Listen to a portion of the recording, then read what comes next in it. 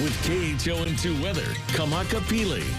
Aloha Pule, happy Sunday. Hopefully you had a beautiful weekend. The skies today, as you can see here in Honolulu, beautiful conditions, and that really is stretching across the islands here on Oahu from Honolulu, from the east side all the way towards the central and the west side. Checking out our wet and wild camera out in Kapolei here in Honolulu, where the blue skies continue. We've actually seen better conditions today compared to yesterday in terms of some shower activity. There is some slight instability lingering over the islands, but the good news is behind that, as that moves out, drier air is going to be replacing it, setting us up for green lights across the board tomorrow. No advisories or warnings issued just yet.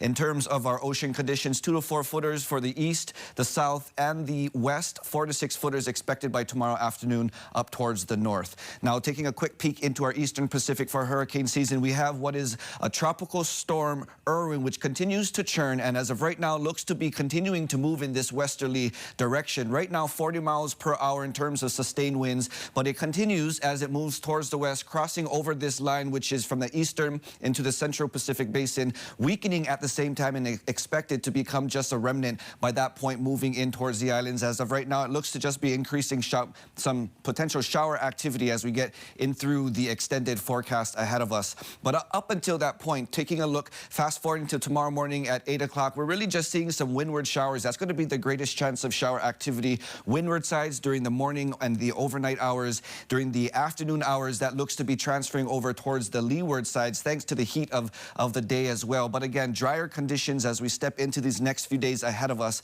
compared to some of the heavy showers, which this evening, periods of heavy downpours could still be potential for windward sides. And with these winds continuing to breeze over the islands, some of that could be transferring towards the leeward. But if we look at our drought conditions, it has only increased yet again. We're now at to around 50% of all the islands under at least dry conditions, which is the first category, but even the modern and the severe conditions have increased. For Hawaii Island, that's over 50% in terms of something dry in terms of that first category, but severity continues for the central portion of the island. Severe conditions have increased for Maui. Now that's really stretching pretty much the half of the island facing the leeward sides, along with Molokai slightly starting to increase as well.